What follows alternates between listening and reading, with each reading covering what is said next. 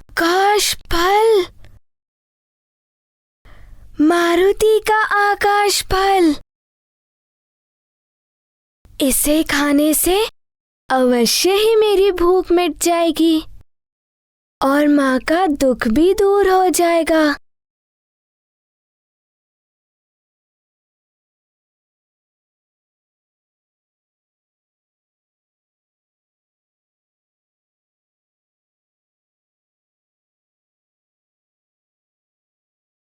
अरे ये तो एक और गोलक आ रहा है। ये तो बड़ा भी है और चमकीला भी।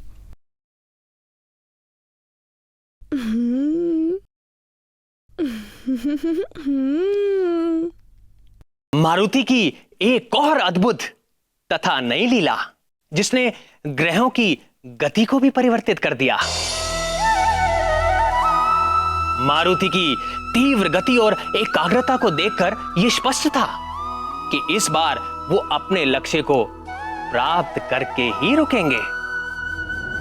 मारुति की गति इतनी तीव्र थी कि जो भी ग्रह नक्षत्र मार्ग में पड़ते थे उन्हें स्वयं ही हटना पड़ता था।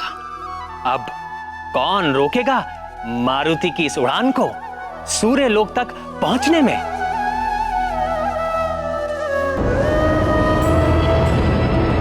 किसी भी कार्य में लक्ष्य के प्रति एकाग्रता सफलता का परिचायक होती है। देखते ही देखते मारुति शुक्र लोक के निकट पहुंच गए, जो असुरों और दैत्यों के गुरु शुक्राचार्य का लोक था।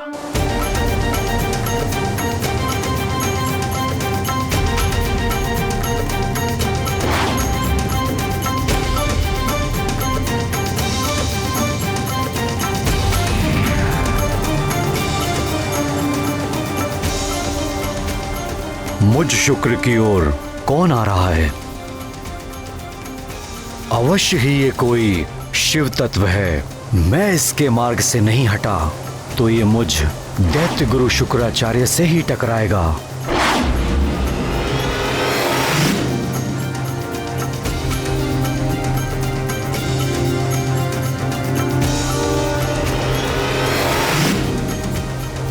हे मुरली मनोहर, शुक्राचार्य तो महर्षि भृगु के पुत्र हैं, फिर वो दैत्य और असुरों के गुरु कैसे बन गए?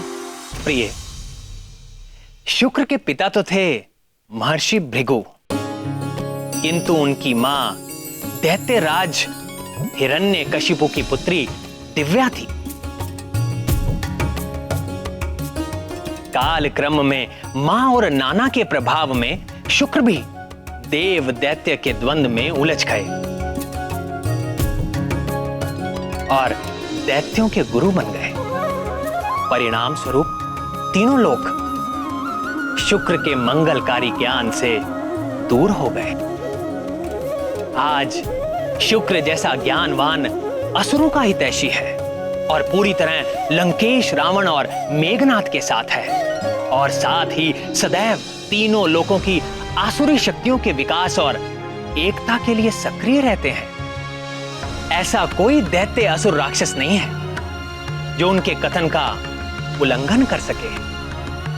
अपने दंड विधान से और नीति ज्ञान से ये देवताओं में भी अपना प्रभाव रखते हैं और देवता भी इनके तप और योग बल को महत्व देते हैं।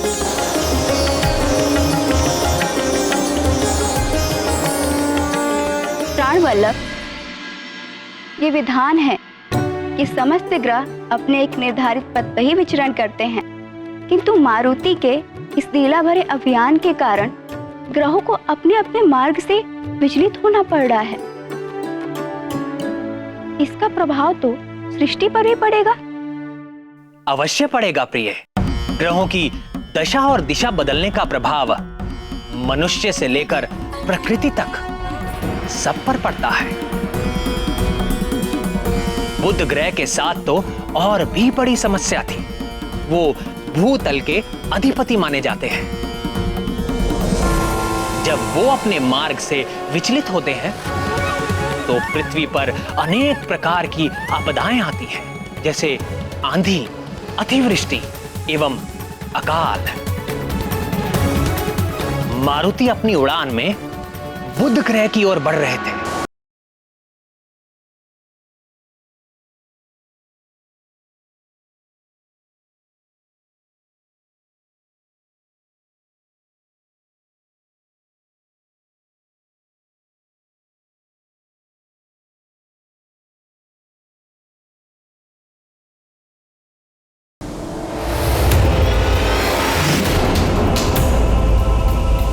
ये कौन अचानक उल्टी दिशा से इतनी तीव्र गति से मेरे बुधलोक की ओर चला आ रहा है? ये तो अनर्थ हो गया। मुझ बुध को ही अपने मार्ग से विचलित कर दिया इसने। भविष्य में पृथ्वी पर इसके दुष्परिणाम हो सकते हैं।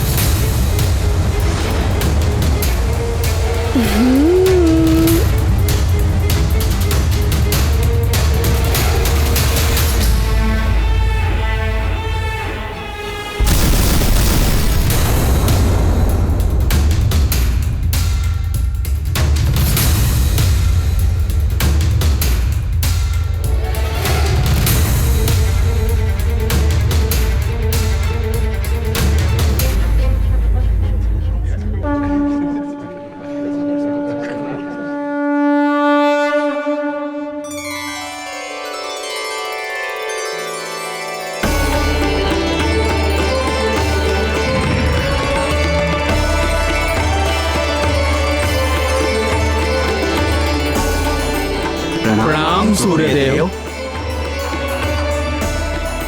प्रणाम देवगण। जगत नियंता सूर्यदेव, आपकी जय हो। कालचक्र के सुचारू रूप से संचालन करने वाले सूर्यदेव, आप सदैव प्रकाशित रहें और इस सृष्टि को सदैव प्रकाशित करते रहें। सृष्टि में व्याप्त समस्त अग्नियों के अधिष्ठाता सूर्यदेव, हम सब आपको नमन करते हैं।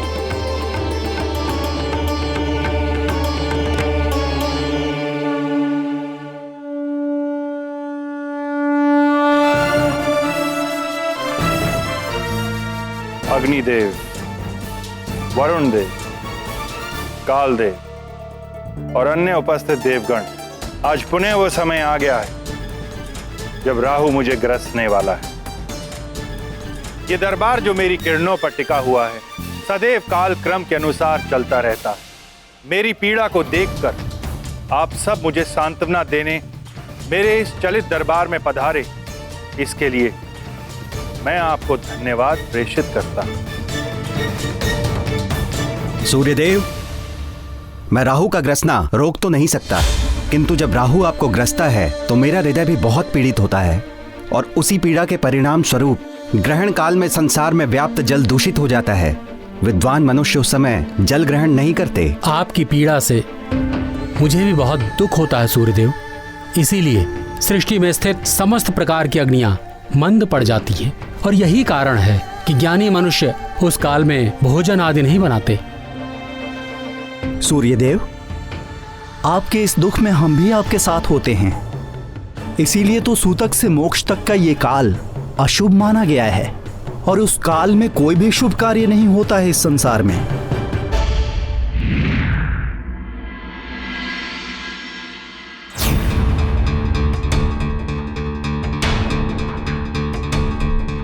क्या हुआ अरुण देव, आप भयभीत क्यों दिखाई दे रहे हैं? देव, न जाने कौन है जो हमारी ओर तीव्र गति से बढ़ता हुआ आ रहा है। हमारी ओर?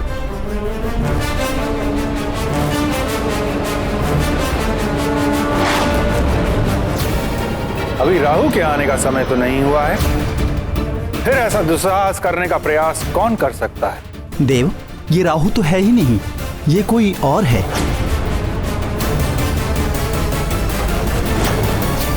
अरुण देव, कदाचित उसे ज्ञात नहीं कि तुम्हारे भ्राता गरुड़ के पुत्र संपाति ने भी ऐसा दुस्साहस करने का प्रयत्न किया था और उसका परिणाम क्या हुआ था। उसे तो मात्र मैंने जलाया था। ये तो भस्म हो जाए, ये तो भस्म हो जाए, ये तो भस्म हो जाए। किंतु इसे देखकर ऐसा लगता है प्रभु कि आपकी किरणों के ताप का इस पर कोई प्रभाव नहीं पड़ रहा है।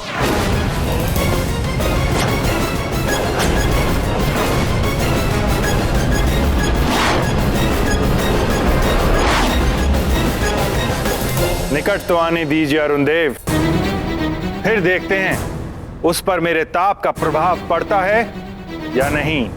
सूर्यदेव, आपकी अनुमति के बिना कोई सूर्यमंडल में कैसे प्रवेश कर सकता है?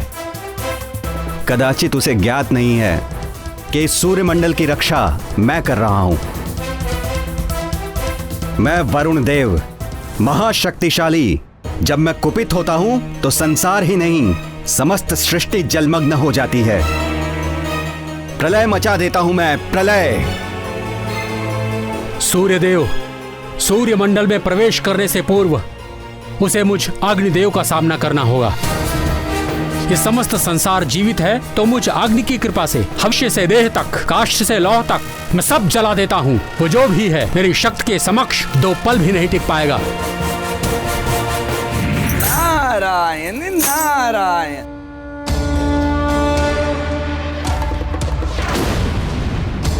बड़े बड़े बोल निकल रहे हैं अब देवों के श्रीमुख से, किंतु वे कौन हैं? मैं बताता हूं। आप सब देवता और देवराज इंद्र जिस चक्रासुर के आतंक से मुक्ति पाने के लिए सभाएं करते थे, उस चक्रासुर का वध करने वाला वानर बालक है ये। तनिक अबोध है ये।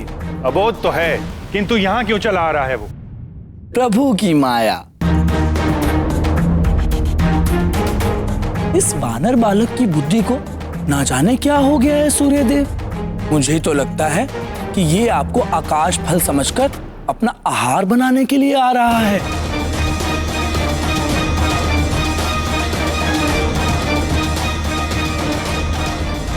अब देखते हैं कि पहले राहु आपको ग्रसता है या ये बालक आपको अपना आहार बनाता है। परिहास कर रहे हैं आप देवर्षि।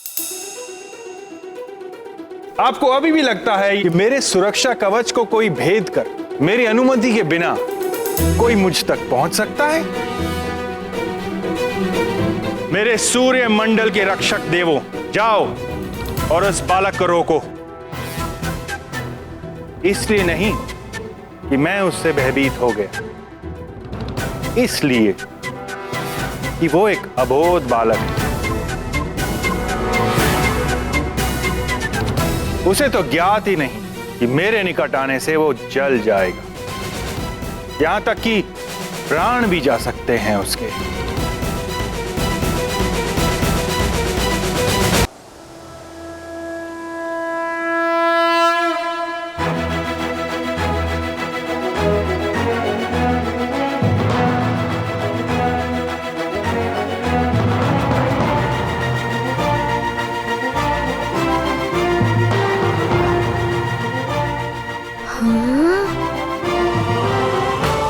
ये बड़े बड़े शिलाखंड, मारुति इन्हीं को अपनी गति बढ़ाने का माध्यम बनाएगा।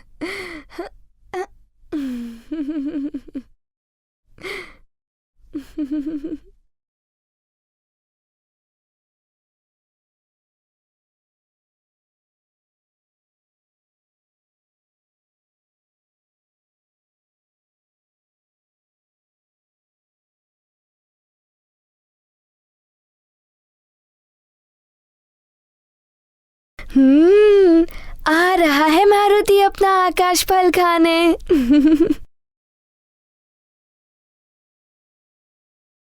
सूर्यदेव, वो वानर बालक अबोध हो या उद्दंड, किंतु एक बात निश्चित है, उस वानर बालक के पास मायावी शक्तियां हैं, जिस कारण उसने चक्रासुर को मार गिराकर यहां आने का दुस्साहस किया।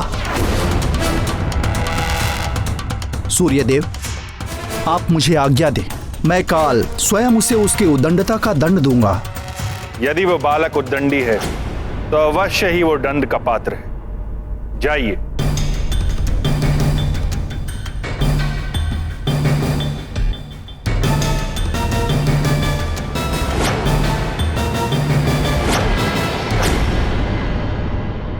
सूर्यदेव, आपका सुरक्षा कवच तो अभेद है, कौन भेद पाएगा इसे?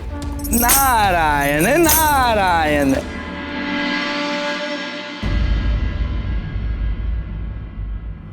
नमस्ते सर्वदेवानां शक्तिस्त्वं सत्यमास्थिता साक्षिभूता जगद्धात्री निर्मिता विश्वयोनिना एकतः सर्वसत्यानि तथा नृत्यशतानि च धर्माधर्मकृतां मध्ये स्थापितासि जगद्विते त्वं तुले सर्वभूतानां प्रमाणमिह कीर्तिता मातोलयन्ति संसारदुध्वरस्व नमोऽस्तु ते योऽसौ तत्त्वादिपो देवः पुरुषः पञ्चविंशकः स एकोधिष्ठितो देवि त्वयि तस्मान्नमो नमः।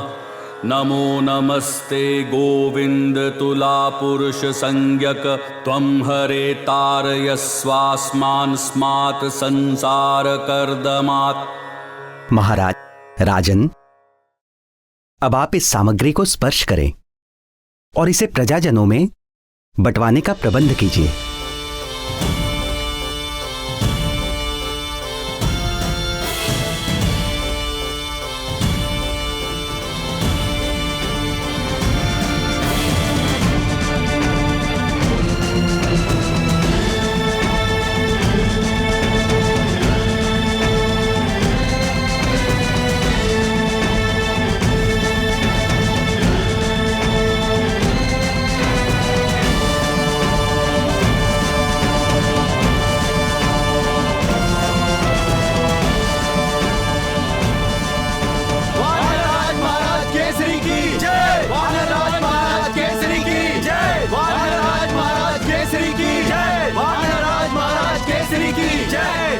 धन्यवाद महाराज।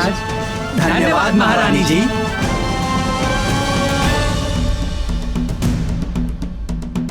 राजन, अब आप यज्ञ आरंभ करने हेतु यज्ञ मंडप में पधारें।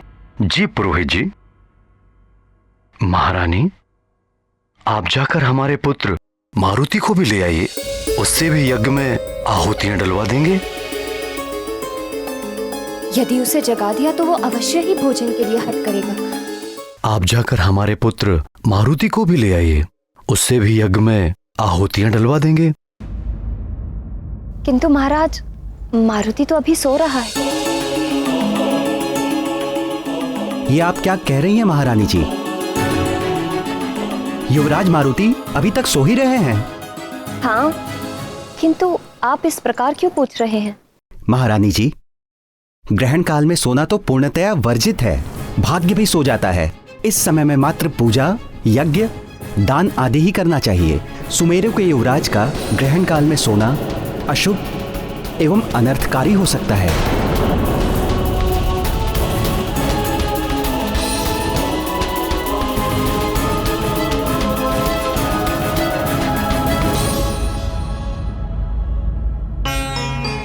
किंतु राजपुरोहित जी, आप तो बता रहे थे कि ग्रहण काल आरंभ होने में समय है अभी। हाँ, कुछ ही समय शेष है।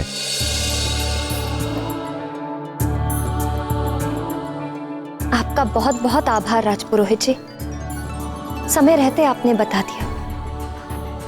मैं अभी जाकर मारुति को जगा लाती हूँ।